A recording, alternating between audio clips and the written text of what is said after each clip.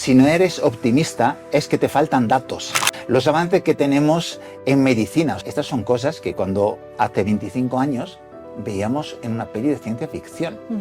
Y hoy son realidades. Tú las redes sociales te puedes emborrachar de noticias pésimas o puedes filtrar. Hay mucha gente que publica contenido de valor, que aporta. Entonces, yo creo que tenemos que poner un filtro a todas estas noticias negativas. Como necesitamos un médico de cabecera, pues necesitamos un asesor financiero de cabecera. Una persona de confianza que nos pueda guiar, sobre todo en los momentos complicados, donde no tenemos la tranquilidad de tomar decisiones. O sea, curiosamente pensamos que el estómago es permeable, mientras que el cerebro es impermeable. Y no es verdad.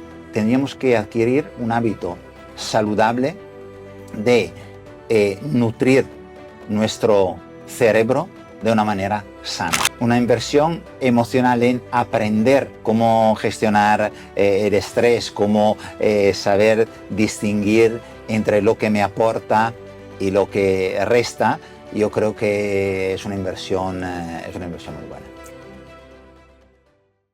¿Habéis oído hablar alguna vez de razoptimismo? Yo la verdad es que no, hasta que conocí a nuestro invitado de hoy. Se llama Luca Lazzarini, es formador, responsable de comunicación comercial y formación en Banco Mediolanum y, por supuesto, razoptimista. Ahora hablaremos con él de qué significa todo esto, pero antes quiero saludarte, Luca, y sobre todo darte las gracias por estar aquí con nosotros. ¿Cómo estás? Muy bien, muy bien. Gracias a ti y a vosotros por esta invitación, de verdad. Bueno, eres especialista en comunicación y también en optimismo, además ya se te ve con esa sonrisa que nos has dedicado ya en los primeros compases de esta entrevista, y a mí me gustaría saber cómo se puede, Luca, cultivar una mentalidad pues positiva y optimista a pesar de, bueno, pues de alguna manera estar viviendo unos tiempos un tanto convulsos. Bueno, yo creo que la palabra clave es lo que acabas de decir, cultivar. O sea, no es una cosa natural, espontánea. Yo creo que lo más fácil es dejarse llevar por esta lluvia, esta intoxicación de noticias negativas. Y en realidad hay muchísimas noticias positivas. El mundo no para de progresar. Y si nos esforzamos un poco en buscar estas noticias, pues entonces es inevitable ser optimistas hoy. O sea, que al final tenemos que hacer nosotros esa labor, que es que no nos llega el optimismo así como si fuese una lluvia de estas, ¿no? Mira, dicen que las noticias negativas venden. Yo no estoy 100% de acuerdo. Creo que ya un primer paso que podríamos hacer es pensar que lo que vemos en los medios de comunicación normalmente es algo que no es normal. Entonces, o sea, tú nunca verás una noticia de mañana va a salir el sol, porque va a salir. Lo que podrías leer es mañana habrá un eclipsis, porque es algo especial. Entonces, si ya empezáramos a pensar que en los medios de comunicación salen cosas negativas porque no son normales, ya tendríamos un equilibrio diferente. Yo creo que requiere un esfuerzo de nuestra parte y es un esfuerzo egoísta al final porque nos beneficia. Bueno, y tanto que nos beneficia. Hablando un poco del banco, de que como hemos dicho eres responsable de comunicación comercial y también de formación, Banco Mediolanum se define, y además lo cojo también literalmente, como un banco de personas para personas. ¿Qué significa realmente esta filosofía, Luca, y cómo se traduce en el día a día? Sí, esto... O sea, es una filosofía, pero luego hay que traducirla, ¿no? O sea, todas las empresas tienen grandes eslogans y yo creo que luego lo que es verdaderamente importante es cómo esto se convierte en realidad, ¿no? Entonces, por ejemplo, por lo que se refiere a los clientes, nosotros hablamos de personas, ¿por qué? Porque los acompañamos en los proyectos de su vida. El producto, que normalmente en esta industria se habla de producto, es una cosa que viene después. Primero están los sueños, los objetivos, los deseos de las personas que ahorran, que tienen un patrimonio, ¿no? Que siempre sirve para algo importante. Y normalmente de esto se habla poco. Se habla muy poco. Detrás de estas inversiones, detrás de un ahorro, hay miles de emociones. Piensa que hay todas las emociones, todos los sacrificios, por ejemplo, que he hecho para tener el dinero que tengo en este momento, más todos los sueños ligados a este dinero, los proyectos que tengo, el futuro mío, el de mis hijos, la universidad, una segunda vivienda, una jubilación tranquila. Entonces, hay un componente emocional muy fuerte.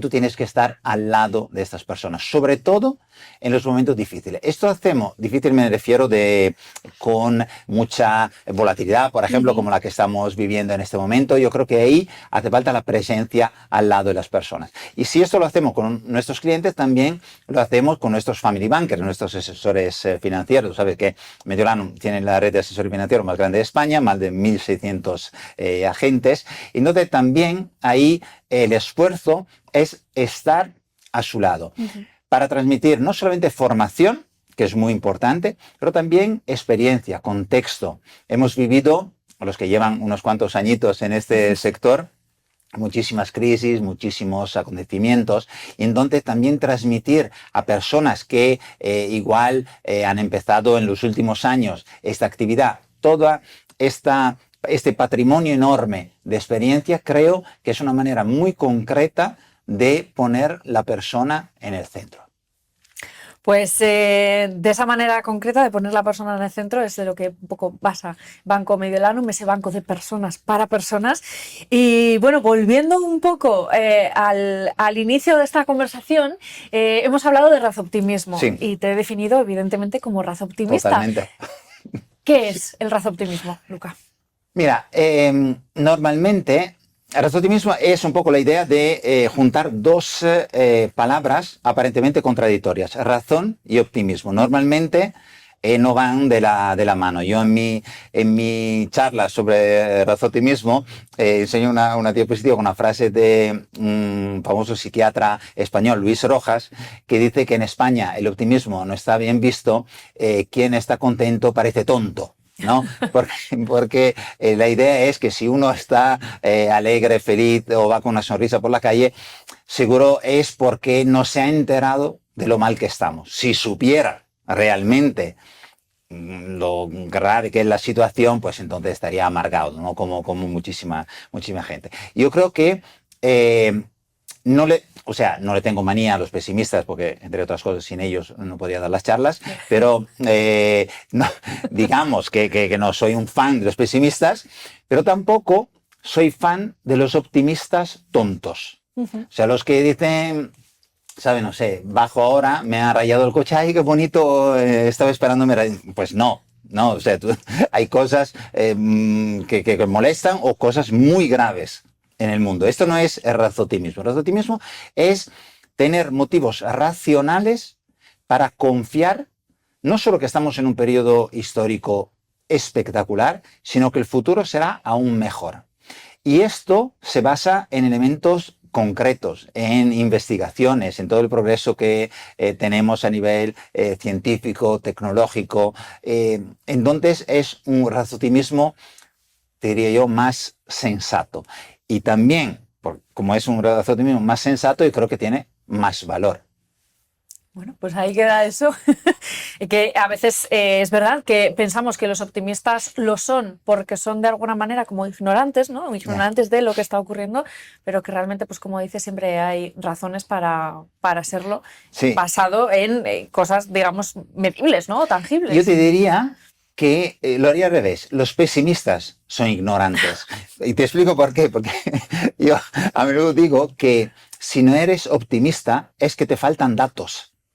Si tú analizaras, por ejemplo, cómo ha disminuido la pobreza extrema en el mundo, por ejemplo, ¿no? En los últimos 40 años ha disminuido de un 75%.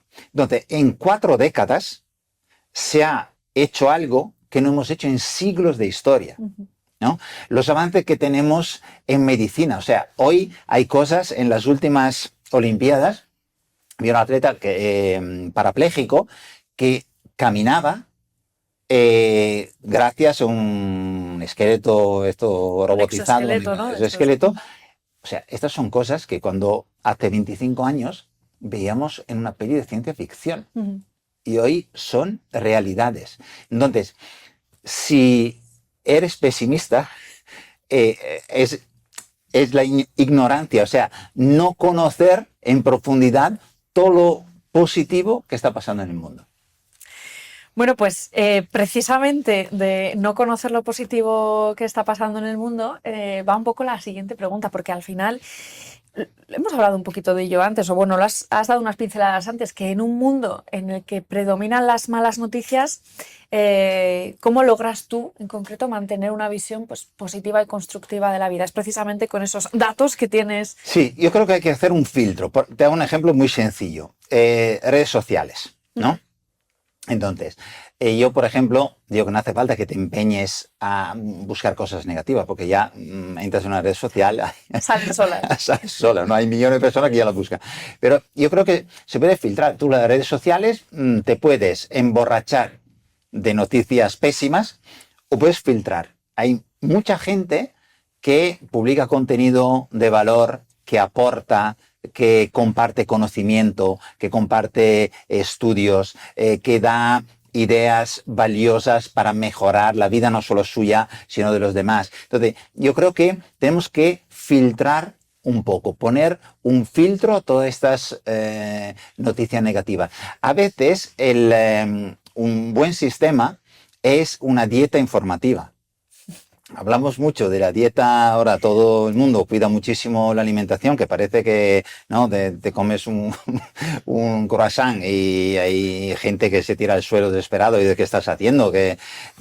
Yo creo que lo mismo tendríamos que hacer cuando seguimos consumiendo información que al final no aporta nada. Tenemos que ser más egoístas en esto, cuidarnos más. Ser un poco más selectivos, ¿no? Sí. A fin de cuentas.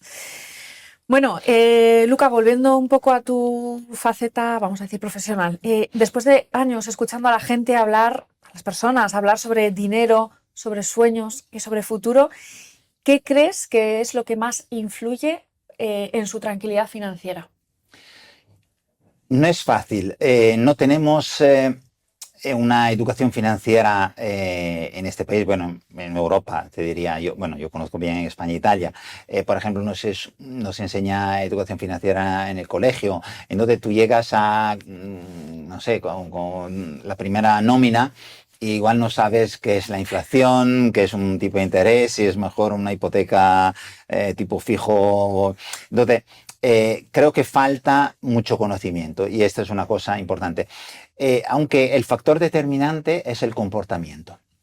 Entonces yo creo que muchos de nosotros tenemos profesionales pero profesionales de cualquier nivel a nuestro lado, desde un dentista a un monitor de tenis. Curiosamente, pocas personas tienen un asesor financiero. Erróneamente se piensa que un asesor financiero lo necesitan las grandes fortunas. Yo creo que lo necesitamos todos. Como necesitamos un médico de cabecera, pues necesitamos un asesor financiero de cabecera. Una persona de confianza que nos pueda guiar, sobre todo en los momentos complicados, donde no tenemos la tranquilidad de tomar decisiones. Te hago un ejemplo.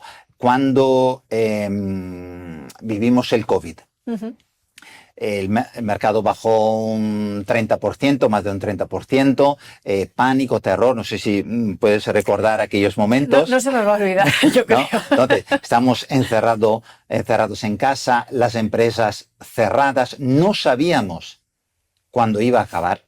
Podía durar un mes, un año o 27 años, se podía acabar la economía o no, o sea, un escenario de total incertidumbre. Entonces, en nuestro caso, por ejemplo, estuvimos como nunca al lado de nuestros clientes para que no tomaran decisiones equivocadas. Para resumirlo y hacerlo muy, muy sencillo. Si una persona se hubiera dejado llevar por la emoción del miedo, no del pánico de estos momentos, hubiera vendido todo, porque, claro, había bajado, tú imaginas, tienes 100 euros o 100.000 euros o 100 millones de euros, da igual, ¿no? 100.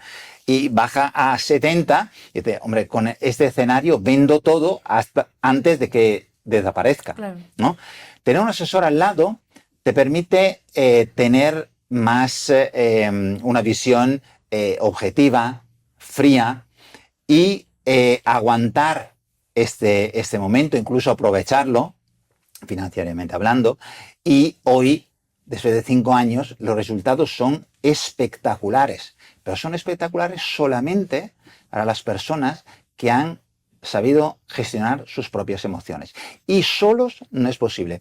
Hace muchísimos años, que yo llevo 18 años en España, un cliente mío, cirujano, me dijo, Luca, yo opero muchísimas veces en un día, ¿no? En el quirófano. Pero si tuviera que operar a mi hija, le pediría a un compañero igual de bueno que yo, porque siendo mi hija podría temblarme la mano, ¿no?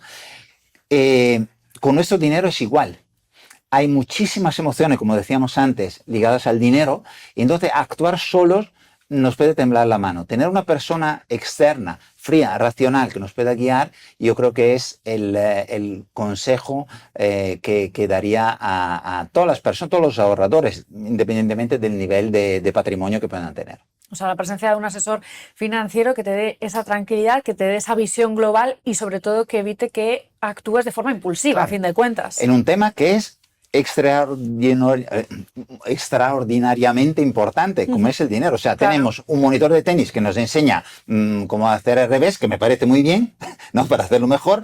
Me resulta curioso pensar que no tengamos a un asesor que nos enseñe cómo actuar con nuestro dinero, que es poco más importante que otras cosas, ¿no? Pues fíjate, Luca, que mi siguiente pregunta precisamente era que qué consejo, o sea, si tuvieses que dar un consejo financiero clave a las personas para vivir precisamente con mayor tranquilidad, que ¿cuál sería? Y mira, me estoy imaginando sí, tu respuesta, pero sí. no sé si tienes otro consejo que darnos. O sea, yo creo que un asesor financiero, cada familia tendría que tener un asesor financiero. La cosa más importante en la vida dicen que es la salud y después el dinero. Yo te diré, después de 34 años en este sector, que para muchas personas, o sea, si tienes salud, lo primero es el dinero, pero no es porque con el dinero puedes realizar muchas cosas bonitas, ¿no? Entonces, tener un asesor es imprescindible. Es como decir, una persona hoy, no, es que yo no tengo médico, no puede ser, ¿no? Entonces, no puede ser que no tengas asesor. Pero si tuviera que dar un consejo, yo te diría empezar a ahorrar lo antes posible. A mí me llamó mucho la atención cuando estuve hace muchos años, mi hermano estuvo un tiempo en Nueva York y le pregunté, no sé, yo tendría, no sé, 25 años, o sea, hace muy poco. Le pregunté, sí, un par de años aproximadamente, y le pregunté a mi hermano si podía hablar con un asesor financiero de Nueva York. Entonces, y era muy joven, y hablando me decía, pero a ti, tus padres, ¿qué te han regalado con 18 años? Y yo, con mi orgullo italiano, dije, un coche que tenía, era del 1968, o sea, destrozado, que me ha durado 10 meses, lo ha pagado 300 euros mi padre, pero bueno, que era un coche, ¿no? Porque para un italiano el coche era lo más, aunque fuera un coche de 15ª mano. Y él me miró y me dijo, a mí mi padre me ha regalado un plan de pensiones. Y yo pensé, jolín, qué soso soy aquí, ¿no? Porque me parece que no tiene ningún encanto.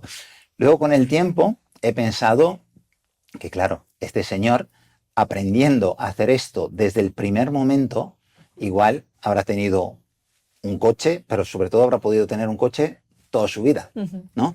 Entonces, empezar a ahorrar desde el primer momento, desde la primera... O sea, el mejor momento es la primera nómina. El segundo momento es hoy, no mañana, hoy. Pues ahí quedan esos dos consejos, tener a tu lado un asesor financiero y empezar a ahorrar lo antes posible. Lo antes posible. Siempre que se pueda. Bueno, siempre se puede. Bueno, te digo por qué. ¿Tú crees que siempre se puede, Lucas? Porque y te lo pregunto ya con tu experiencia. Yo te lo digo con total certeza, porque nunca, por ejemplo, he conocido a una persona tan pobre que me dijera, Lucas, soy tan pobre que no puedo permitirme fumar.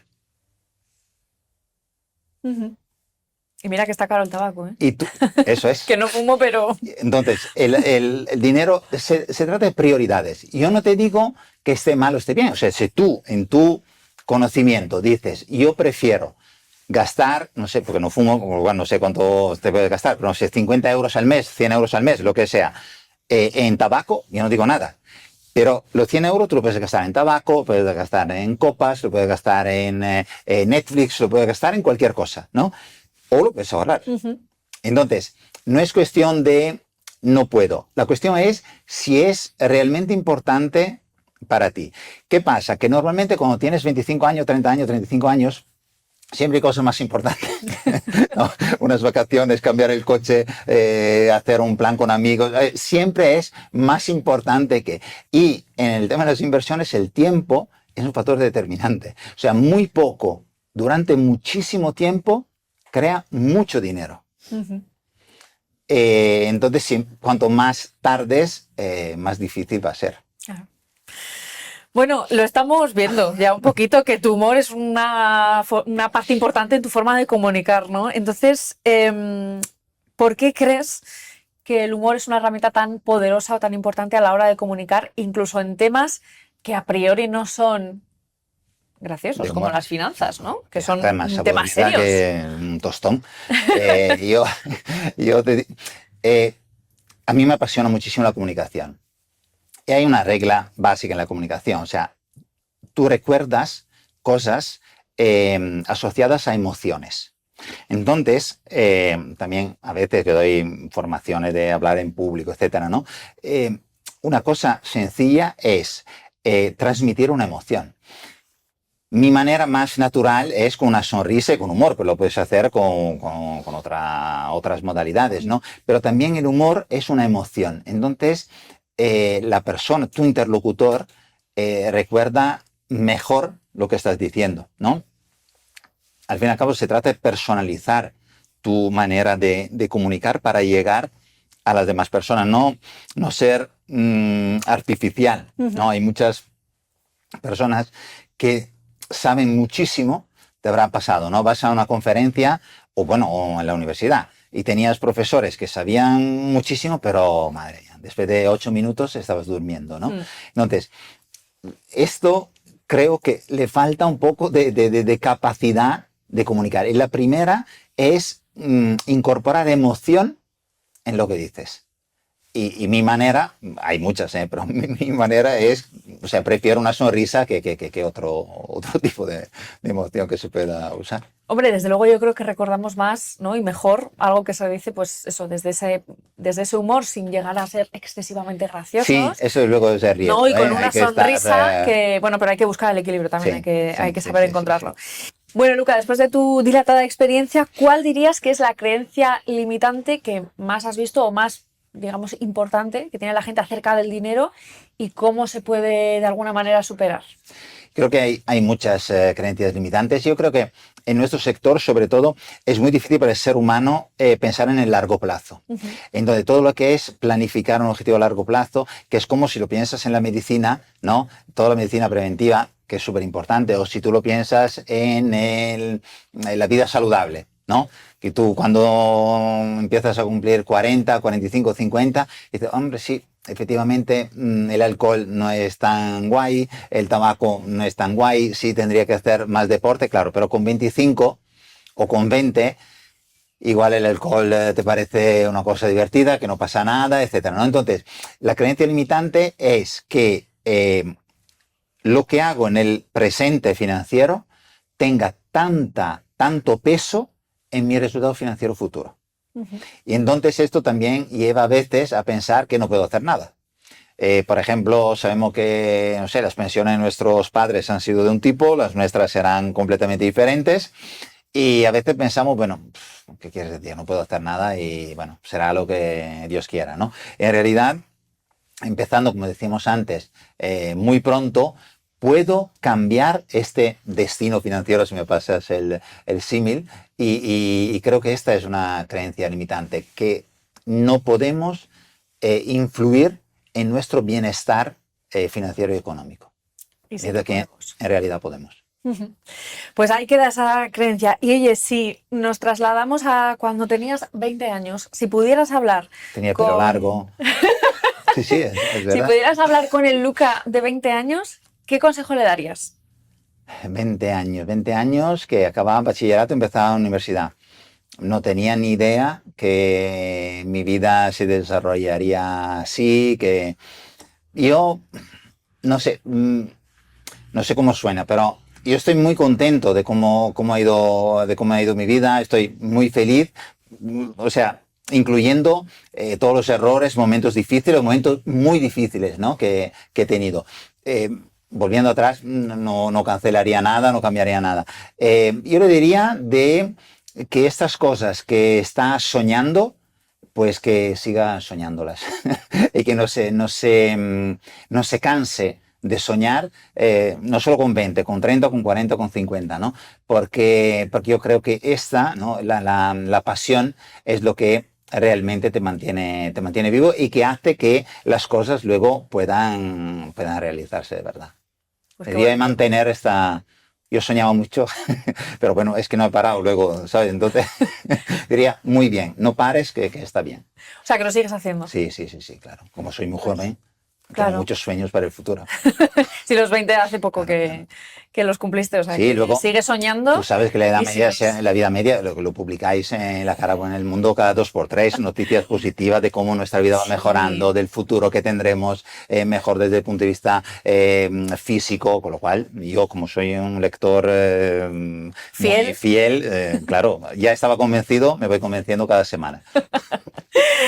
Bueno, Lucas, pues ya para terminar esta entrevista, me gustaría preguntarte, si tuvieras que elegir una inversión emocional que te permitiera mantener una vida, vamos a decir, equilibrada, plena, ¿cuál sería esa inversión emocional? Uy, esta es la pregunta, la has guardado por el Para final, terminar. porque nada más... inversión emocional es complicado, es complicado. Yo creo que todo lo que tiene que ver con el cuidado, yo creo que tendríamos que cuidarnos mucho, ¿no? Desde muchos puntos de vista. Por lo que sea, para volver un poco al optimismo, yo diría que tendríamos que cuidar mucho nuestro cerebro. Cuento una cosa en la charla de razoptimismo, que es que si comemos 37 donuts por la mañana, antes en la charla decía 17 donuts, hasta que di una charla en Bilbao y un señor me miró como decir, yo 17 me la juego, ¿sabes? No te digo, venga, 37 que es más, no hay nadie que pueda, ¿no? Entonces, 37 donuts te destrozas el estómago. Y aquí estamos todos de acuerdo.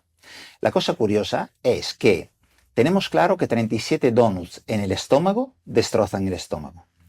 Pero 37 noticias de mierda en la cabeza, pensamos que no pasa absolutamente nada. O sea, curiosamente pensamos que el estómago es permeable mientras que el cerebro es impermeable. Y no es verdad. No es verdad, porque los neurocientíficos lo demuestran. Tú haces una resonancia magnética cognitiva, una persona despierta, te cuenta una cosa bonita de su vida, se activan zonas del cerebro, le haces recordar un luto, se activan otras zonas del cerebro. No es cuestión de aquí se activa, se enciende, o sea, no es un espectáculo de luces. Es que activar una zona u otra produce hormonas diferentes, el cortisol, para decir algo que todos conocemos, ¿no? que dañan muchísimo nuestra salud. Entonces yo creo que tendríamos que adquirir un hábito saludable de nutrir nuestro cerebro de una manera sana. Y una manera que a mí me parece divertida y que funciona mucho es la de compensar. Entonces, si pudiéramos, hoy he hablado 25 minutos de cosas negativas, ¿no? Ahora pongo el cronómetro, hablo 25 minutos de cosas positivas. Sería un ejercicio muy, muy intenso, porque seguro que habría personas que después de 25 segundos ya no sabrían qué decir, ¿no? De cosas positivas, pero que nos obligaría a tener cierto equilibrio, a no cargarnos de todos estos pensamientos que al fin y al cabo afectan no solamente a nuestra manera de ver la vida, sino a nuestro físico, ¿no? Claro. Entonces, una inversión emocional en aprender esto, cómo gestionar el estrés, cómo saber distinguir entre lo que me aporta y lo que resta, yo creo que es una inversión muy buena. Eso te iba a decir justamente, que es una de las mejores, yo creo, inversiones emocionales que podemos hacer.